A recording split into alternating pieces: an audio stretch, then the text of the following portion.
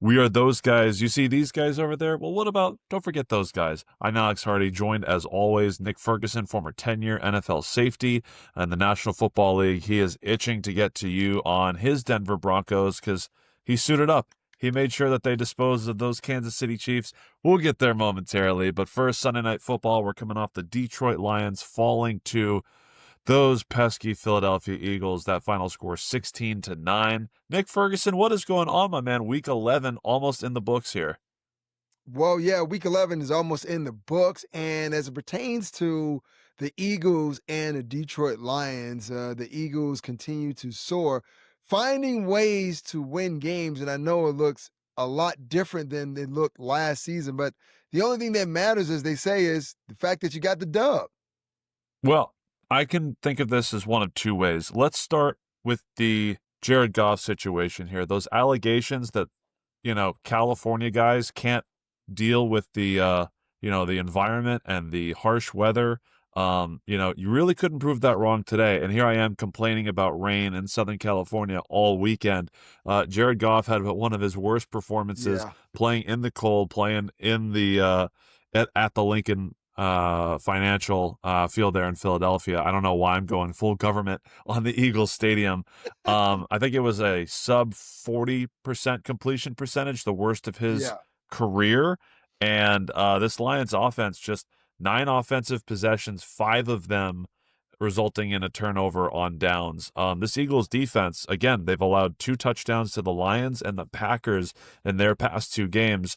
So really, as bad as the Lions offense has looked, I'm kind of giving credit to that Eagles defense. That's been the turnaround because A.J. Brown is definitely still going to be complaining tomorrow morning. Oh, I mean, I expect him to.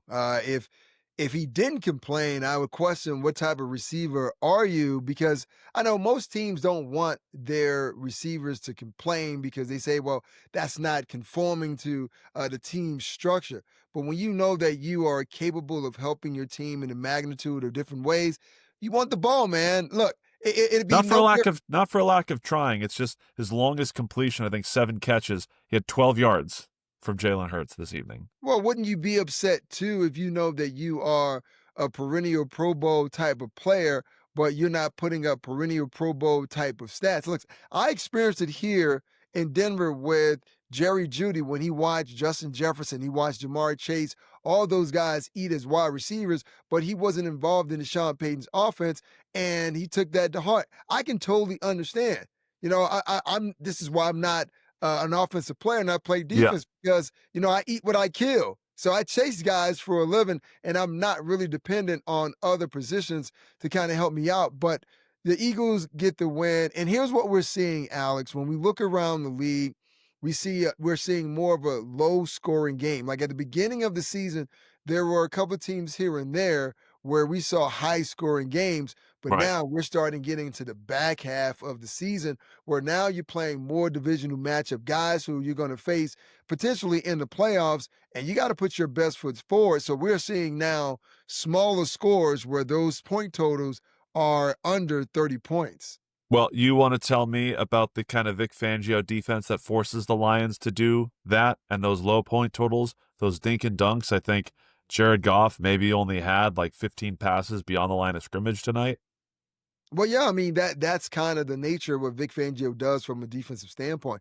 We watch the same defense kind of make, Patrick Mahomes and the Chiefs offense look like they were a JV squad. So defense is still king. I mean, we have so many people every single year talk to us in the pre-draft process and kind of hype up the quarterbacks. This league is overinflated with quarterback talk. It's often the defense that gets left out. Even your New England Patriots with the Drake May. I mean, the defense, they play. Christian Gonzalez, had a couple of PBUs, but no one wants to talk about that. But this is where the defense gets a chance to show people what they can do.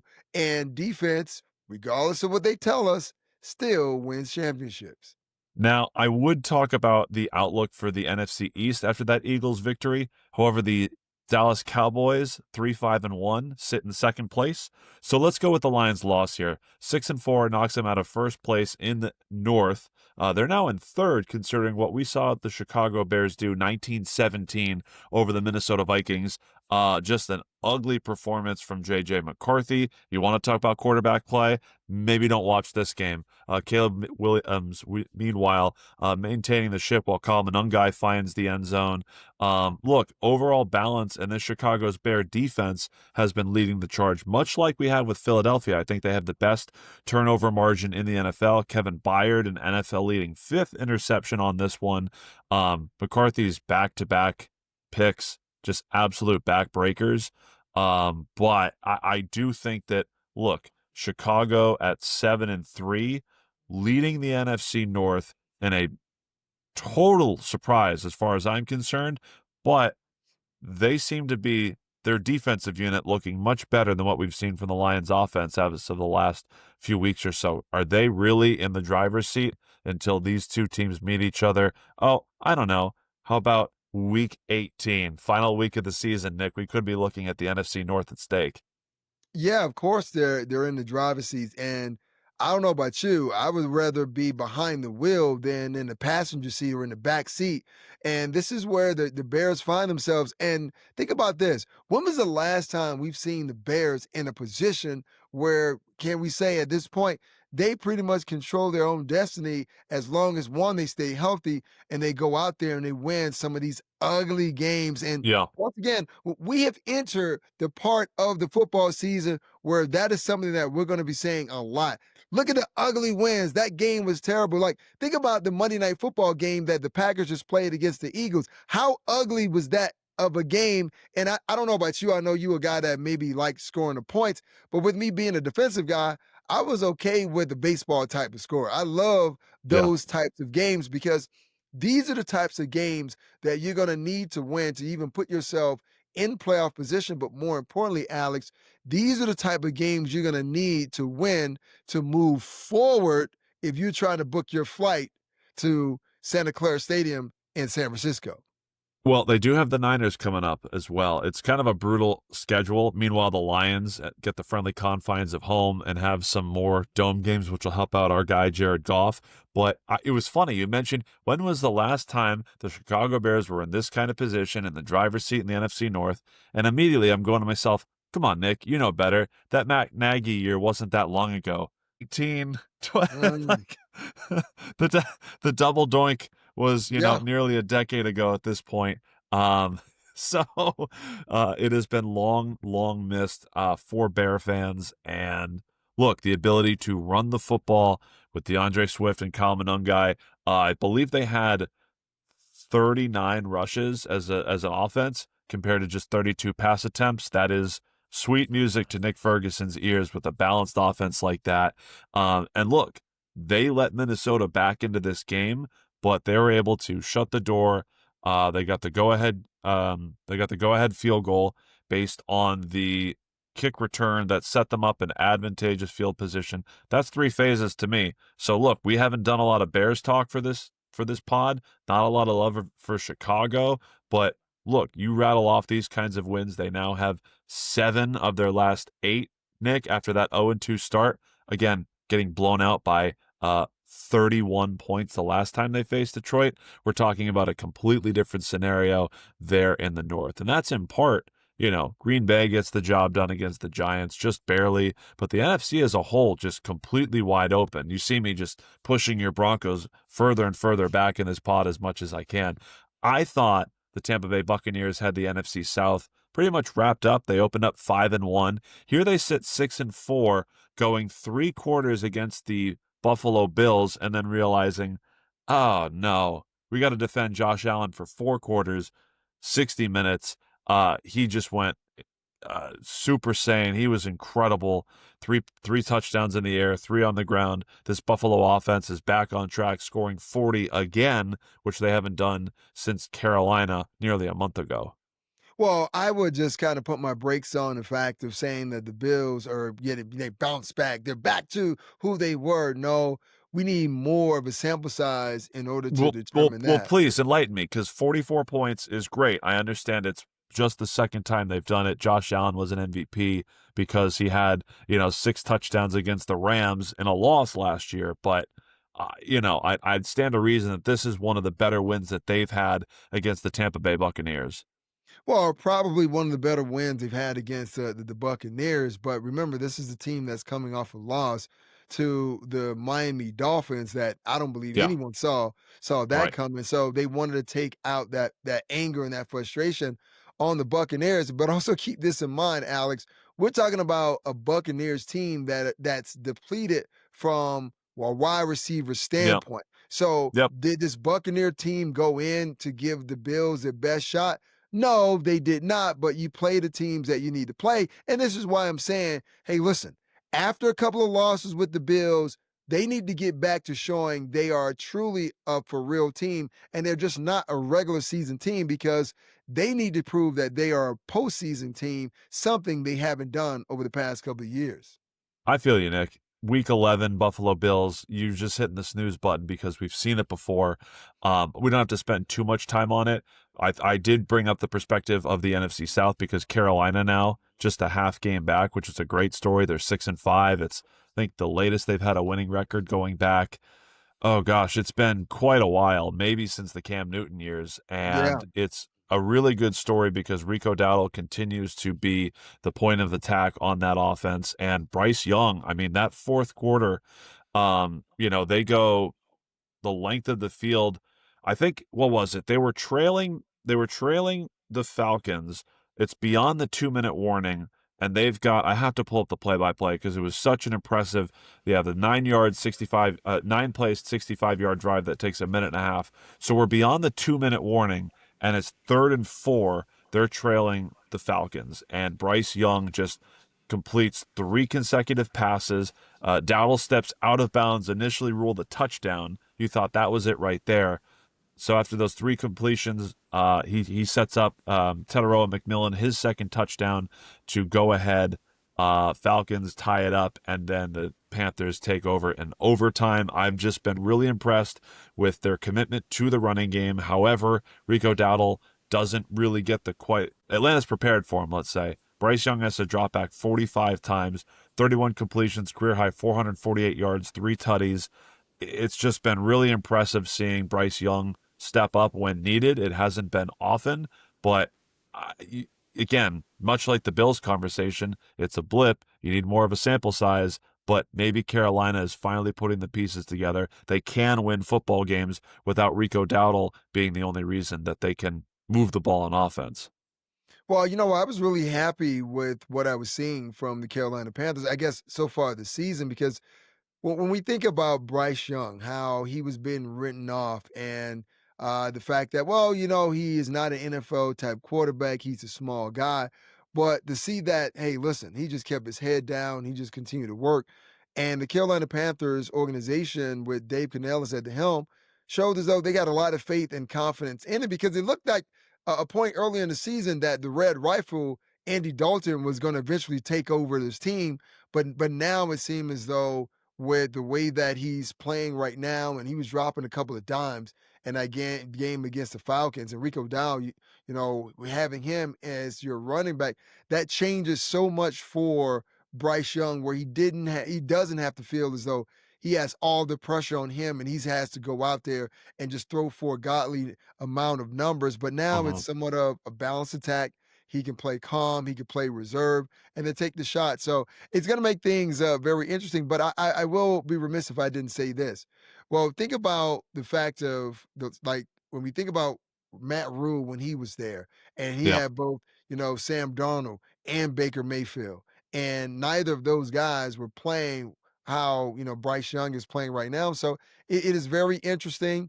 The NFC is a very interesting conference. The NFC South is a very interesting conference within itself.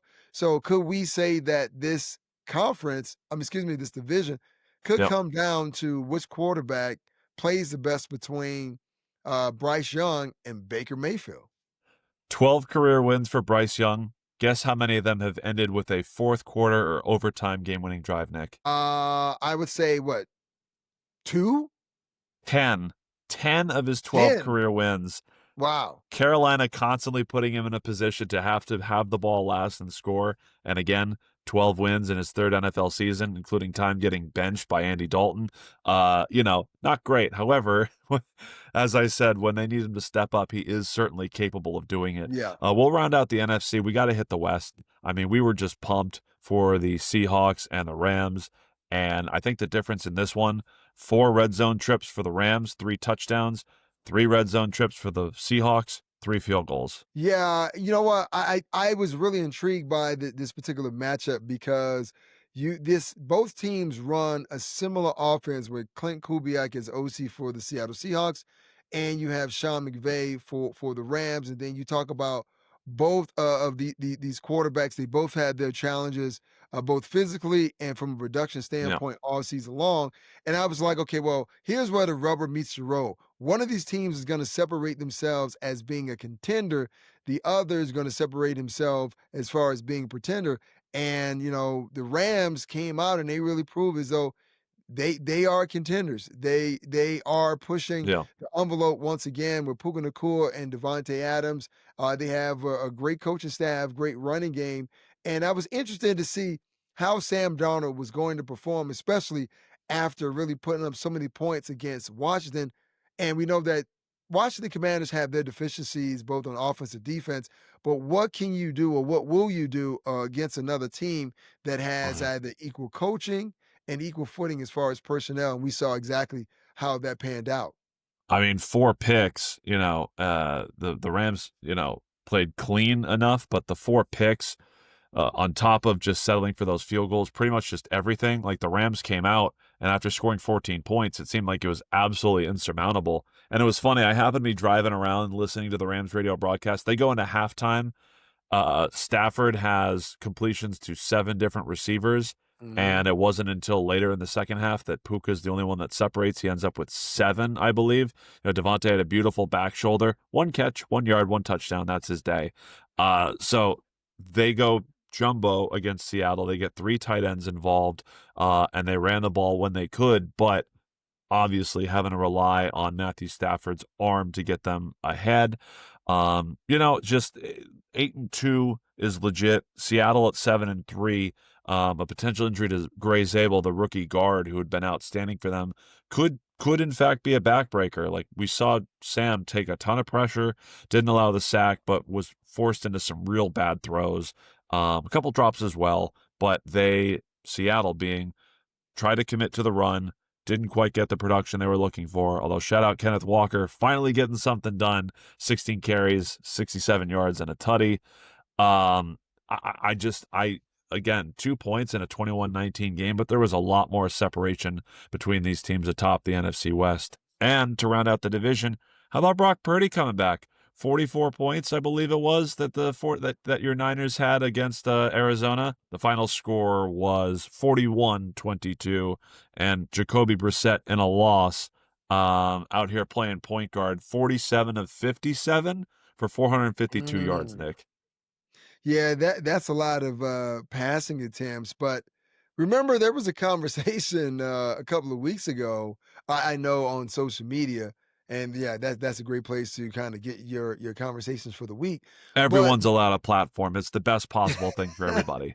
but yeah, there was a lot of conversation, even here in Denver, where it was just like, well, Kyle Shanahan is going to be faced with a conundrum because he's got to choose between Mac Jones, a guy he loved in the Yeah, pre-draft yeah, process, sure. and Brock Purdy. And I'm like, whoa, whoa, whoa. Don't see one where, the 49ers, Kyle Shanahan and John Lynch say, you know what?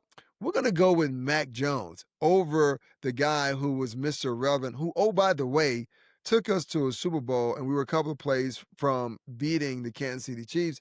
I don't think they're going to do that, but you can see, obviously, for all those individuals who are rooting for that, how this offense worked with, Brock Purdy under center opposed to Mac Jones. And no disrespect to Mac Jones, but it has been proven that it is a proper recipe when you have Brock Purdy under center.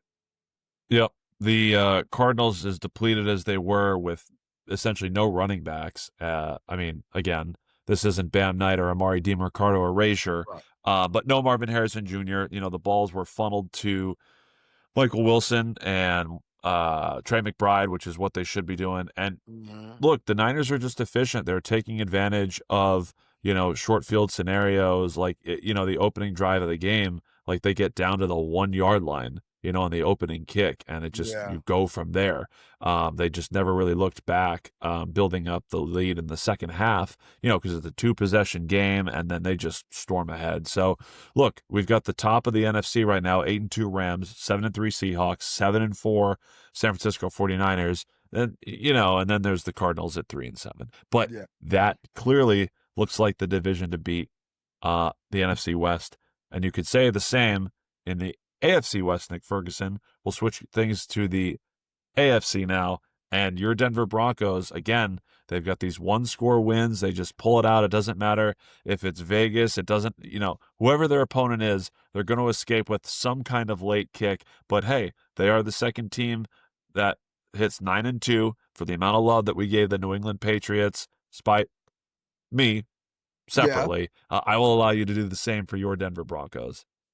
Well, unlike you, I'm not gonna take any, victory laps, and I'm not gonna even strut around, like a peacock and give my best peacock It's the impression. Chiefs, Nick. It's not the Yeah. Raiders. I get it.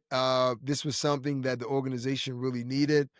Sean Payton, head coach, needed this kind of boost of confidence. But more importantly, Bo Nix, who has been taking it on the chin, locally and nationally, Sure. from a different guys. I'm gonna post a video later where there's a guy who used to play for Sean Payton, or he was on a roster that Sean Payton actually coached, who has two different takes on Bo Nix after two different uh, outcomes. You got to keep those receipts. But yeah, I mean, Thanks, Robert Saleh. yeah. So I was happy to see the Broncos actually go out and play well. And leading up to the week, there was concerns over J.K. Dobbins, whether the team's going to put him on Yeah, IR. They eventually put him on IR. So the question was, how was a team going to generate some kind of rushing attack when they had J.K. Dobbins and they didn't really use him yeah, in the rushing attack like they were supposed to? So Sean Payton found different ways to kind of get people involved. But the return of Marvin Mims proved to be the biggest piece because they sorely missed him, because he was one yeah, of those guys who flipped the field for them from a special team standpoint and put him on the short field. And he did it again, but this offense is still having its issues. Yeah, you praise the team. They won the game. It's another fourth quarter comeback for Bo Nix. But once again, we saw issues. The Broncos had trips down in the red zone and came away with field goals. You can't continue to do that and expect to win in the Super Bowl or win enough games to get you and put you in that conversation. So all in all, great win. And unlike most people, because I can tell you, soon as the game was over, Alex, I'm listening to radio, I'm watching the Twitter feeds. Everyone, man, great comeback by Bo Nix and Sean Payton and all of this yeah. stuff. And somehow I was sitting there, I'm like, I'm waiting.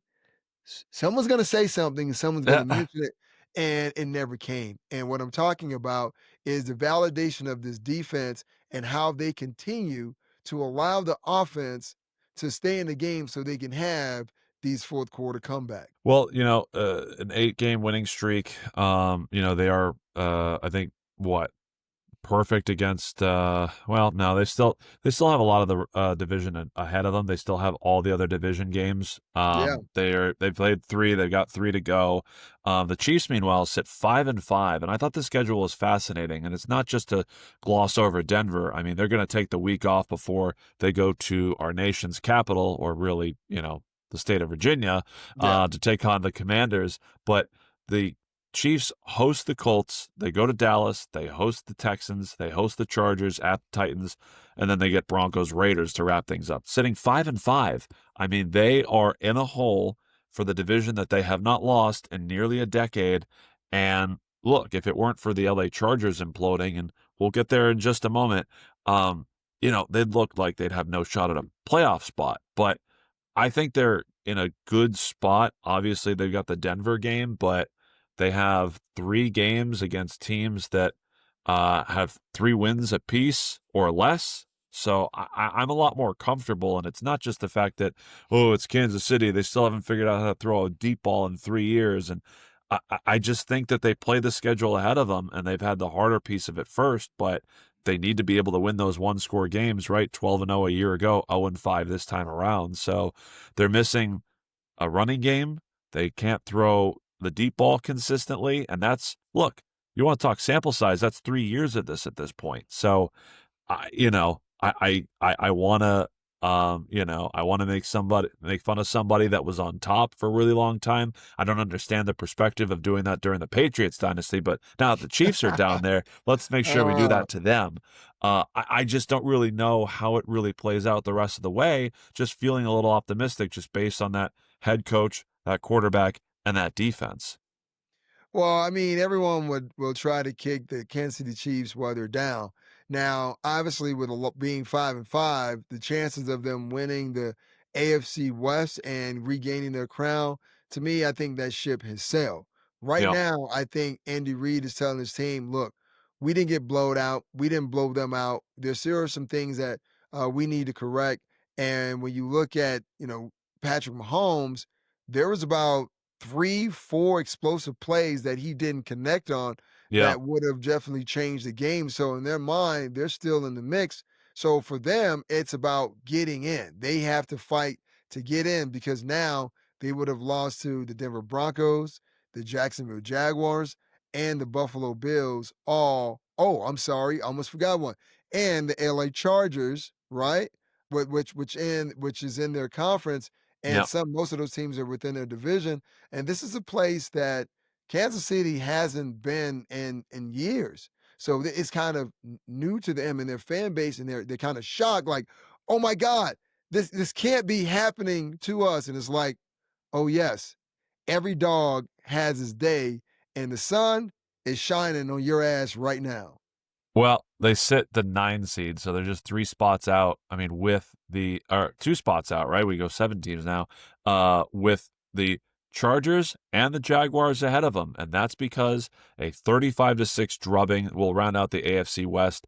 I just want to go quickly here because the Chargers are very self-explanatory, Nick Ferguson. Yeah. Justin Herbert, wow, 18 pass attempts, only sacked twice, all things considered. No, the reality is he was pressured on half of his dropbacks, 50%, 5-0, 50. They they benched Mekhi Becton in the second half. Trevor Penning, who wasn't good enough to start at tackle and even was getting benched at guard in New Orleans, is forced to start at left tackle in LA, and this is unfortunately what they get. No time to pass. They averaged less than 3 yards a carry, and that's hugely boosted by Justin Herbert leading the way at 21 rushing yards. Kamani Vidal getting hurt. This team, it is really hard to see a team that is going to compete given they get the Eagles, the Chiefs, and your Broncos to round out the season. Yeah, I mean, it's sad and unfortunate for Coach Harbaugh and Justin Herbert. I mean, don't cry for me, Argentina, because I'm not gonna cry for him. But it's one of these things that happens due to injuries, and they've been decimated by injuries. And when your team has been, you got a mass unit of guys, it really affects how you operate, especially if a lot of those guys, in this case with the Chargers, are on the offensive side of the ball. You Yeah. you have protection issues, and it's like how many of the running backs that you're going to have to go through that is going to go down. So for me, I'm thinking we need to get Serrano and Joe Boo and some Sage and kind of run through that locker room because it's just like who else is going to get hurt? Yeah. Look, that's one thing, but the Jags could come in saying the same thing. They lost Bashal Tutin. They came into this game without Brian Thomas, and in a way, like it was almost beneficial because there's no one alpha that commands the football that you need to in the back of your mind. Trevor Lawrence is like, well, let me see. Do I have to force the ball this way? Like, no. But the Yeah. other thing too is they get the 7-0 lead after they score on their second drive. And Nick, look, you're talking about a balanced offense. This one's going to make you sweat. 22 Trevor Lawrence pass attempts, 47 rushes, 192 yards on the ground, and 4 TDs. That's winning football. Mm. Well, Look, and it's the defense too, right? They're the ones that I talked on Remember Thursday? I said this game's interesting to me. I thought it'd be a good game. I was wrong, but I was glad that I talked about it because the emphasis that Jacksonville has on forcing turnovers, getting to the passer, Josh Hines Allen, uh, getting the Jags franchise sack record passing. Tony, don't tell me that I sang Unbreak My Heart Brackers. mhm. Shout out Jags legend. I'm just kind of thrilled that they have this ability to turn it on and the offense can help hold hands with the defense, and they had this kind of three-phase victory over the Chargers. Look, I'm not saying that the second best team in the AFC South is a legit contender, but Yeah. for a team that mortgaged their future, I'm glad that the head coach has them with some early returns in the win column. Well, I mean, one of the biggest stats that I'm looking at, and you just brought it up, 47 rushing attempts that you gave up for 192 yards. That tells me a couple of things. That tells me that the Chargers offense didn't move the ball down the field with efficiency enough to convert third downs No, to it keep was the eight drive first moving. downs, by the way. Right. So now you're giving the ball back to an opponent that's saying, you know what? We don't have two of our, quality wide receiver. You mentioned Thomas and you mentioned also, well, not you didn't mention, but also you think about Travis Hunter, who's injured. So you have Jacoby Myers, who you traded for. So now he is your leading receiver. So you say, Yep. look, we now have to lean on the run game with Travis Etienne and make sure that we shorten the game and make life easier for a guy like Trevor Lawrence. And I don't know if I've ever seen a game, and you can correct me if I'm wrong, where one team had 47 rushing attempts. That's ball control offense. And your twin Liam Coleman, he's like, okay, you know what? ETN rushed for a buck 50 against the Raiders. This is Yep. going to be our MO. And if we're going to win games, and knowing as though Jacksonville, they're gonna have to go on the road, and the places they go, it's going to be cold. They're trying to lean on their defense and their run game, and they're trying to start that trend right now. Yes, and again, you've got like Buffalo and Seattle that average 30 carries a game, and the Jags just pulled off 47. So Wow, that's very cool. impressive. We're going to round things out. Again, we are those guys.